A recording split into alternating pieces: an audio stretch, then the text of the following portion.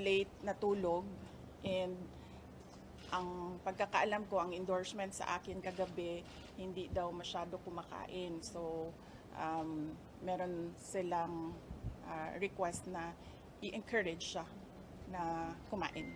Okay? And then next is Miss Gina Acosta. As you saw during the hearing yesterday, tumaas yung blood pressure niya, 150/100. And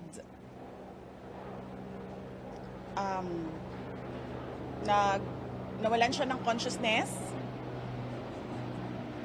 Tapos, pagdating niya daw dito sa ER, she was unresponsive. Yung parang ginaganon dito ba, hindi ko alam kung ano yun, ginaganon dito. She was unresponsive.